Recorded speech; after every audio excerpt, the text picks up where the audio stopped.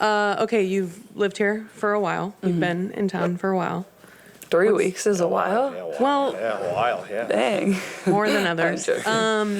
I wondered, what is the craziest Caitlin Clark thing you have seen? Has there been like a life-size cutout of you somewhere?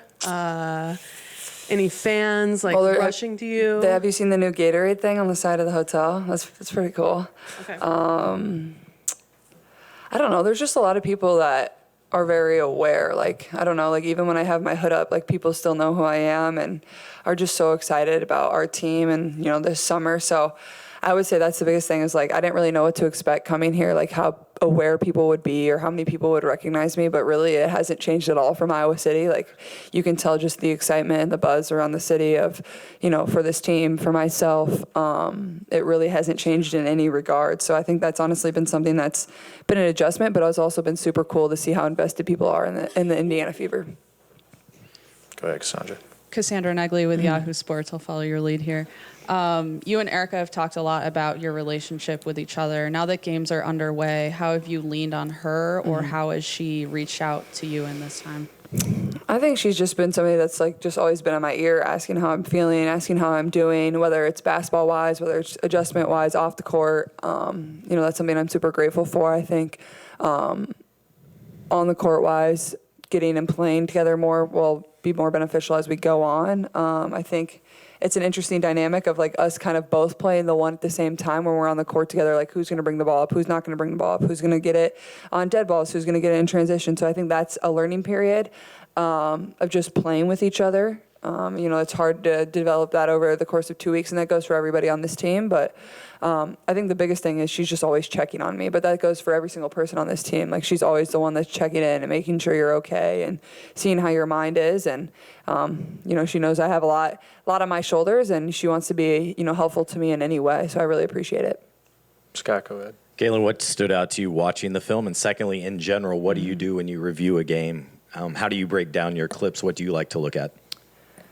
Yeah, I mean, I think a lot stood out. I think the biggest thing is like their physicality and what they did just literally took us out of our entire game. Like we didn't do what we had practiced for 2 weeks. Like once things got a little bit hard, we got a little frantic and we didn't really quite know how to respond. And I think we really showed our youth. You know, there was never a moment where like we were physical back or we were tough back. Like there wasn't much mental toughness from any of us or physical toughness. And, you know, that's what Connecticut's defense is going to do to you. They're just going to be physical. They're going to try to take you out of your actions. But I think just being physical back, I think setting up cuts, using cuts better. I think obviously taking care of the ball and just like overall just some uncharacteristic things. And to me, like there's also positive too. Like we didn't play very good, but like we cut it to 6 in the third quarter. Like there were still opportunities for us to be right there, be with them, and obviously it ended up being 21. But there was a lot of moments of like we kept fighting, like we never gave up, we played hard. It was never a fact of like our effort wasn't there. It's like we played hard, but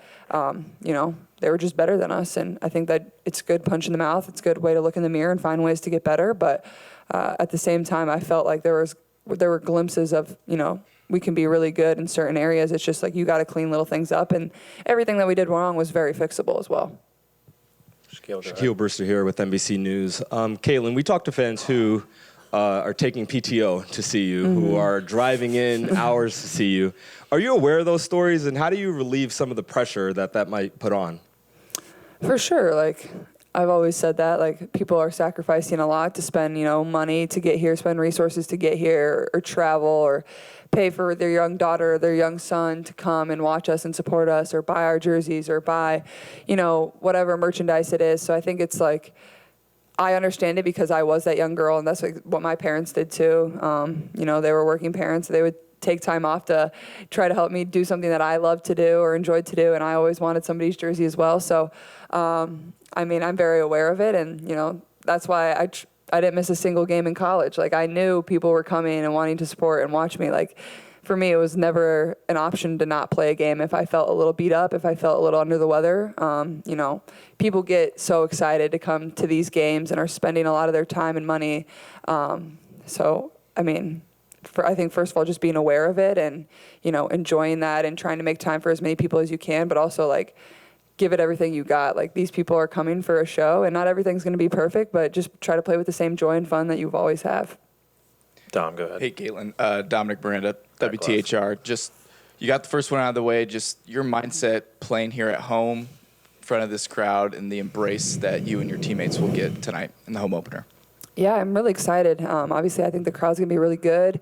We're going to need to use it to our advantage. Obviously, the Liberty is a really good team. Our schedule is not easy by any means, but when you're in this league and there's 12 teams, like, everybody's good all across the board. You have to show up every single night. So, but I think the biggest thing is, like, we played on Tuesday, and it wasn't exactly what we wanted, but we get to come back tonight on our home court and have an opportunity to play better, to learn, to fix things. Not everything's going to be perfect again. This is only our second game. We've got a young group, but as long as we're learning and continuing to get better, that's what's going to be positive for us. But like you said, I think just embracing the crowd, enjoying it, and soaking it in is going to be a lot of fun for our entire group. Going back to Owen. Owen Seaborn, KGAN. You didn't have a whole lot of tight turnarounds like this in college outside of maybe like the Big Ten tournament or a couple of postseason tournament games. But since your first regular season game a couple nights ago, what have been some of the biggest things you focused on either with your game or mentally, or some of the things you've kind of focused on to try to improve over the last couple days? Yeah, I think, you go back and you watch a lot of film, whether that's, the team film that you watch, whether you watch the game back by yourself, whether, that's individual breakdown film, like with your coach. And then obviously we got on the court and practiced. And, I think it was almost positive. Like, you don't have time to sulk. You don't have time to do whatever. You watch the film, then you put it to the side and you take what you learned and go put it on the court and try to implement it for our next game. And I think obviously recovery and taking care of your body, like, this is my job now. This is what I do 24/7. I don't really have to worry about anything else. So I think those are the biggest things, is like, you more so have to learn from the film of, the past game, and then obviously watching your next opponent more than you're on the court practicing and getting better. It's a lot more mental preparation than probably physical in college. Stay in the back there in the center. Hi, Caitlin. Jack Leder with KCRG.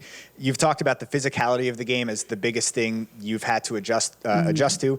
Is there anything else, maybe the second biggest thing you're adjusting to as you've learned as being a professional women's basketball player? That could be on the court or off the court.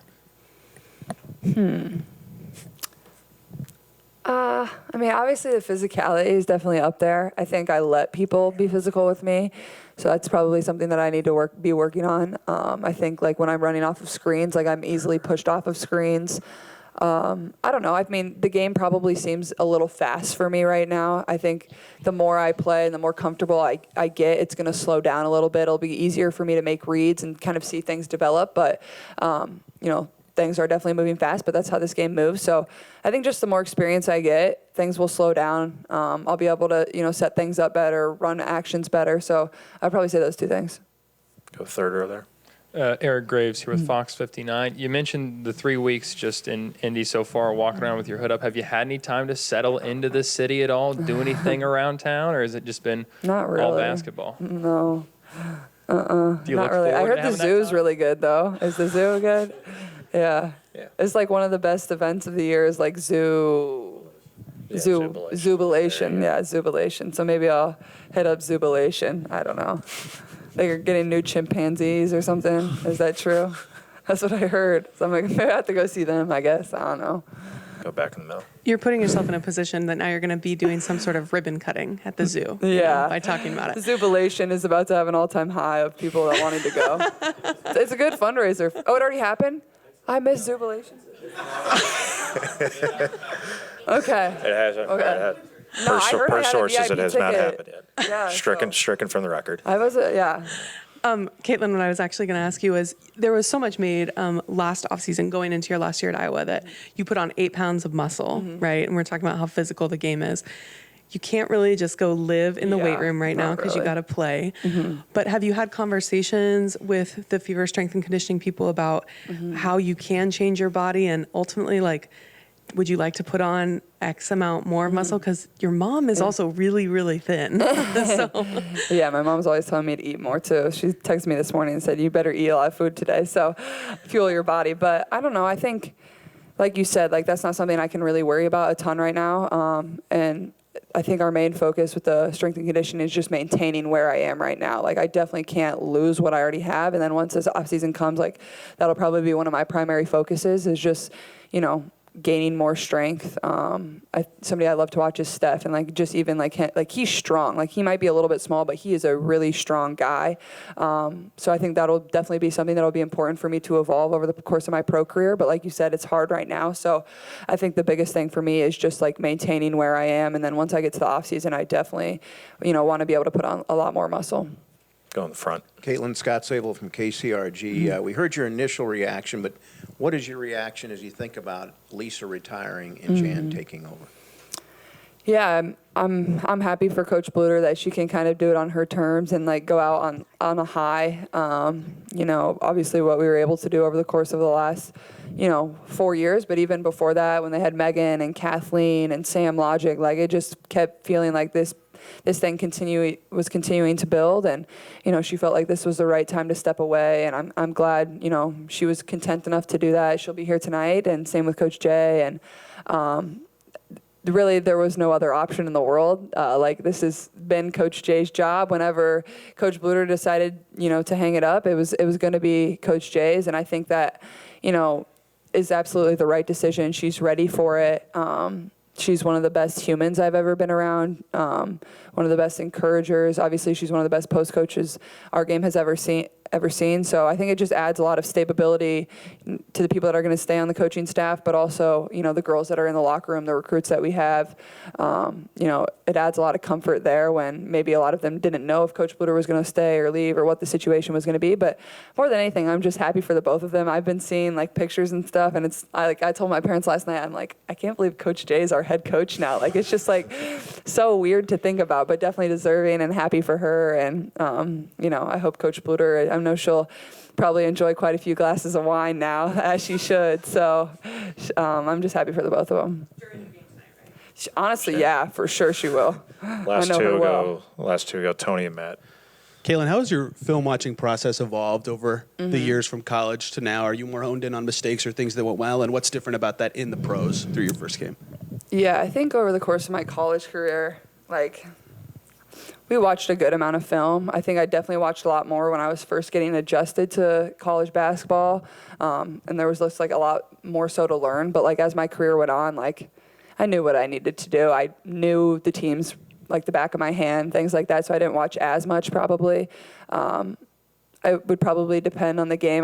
When you get into the NCAA tournament and things like that, you're not as familiar with people, so you're watching more. But I think now in the pros, you have to watch a lot on your own, whether it's of yourself, whether it's of practice, whether it's of the game, whether it's of the other team.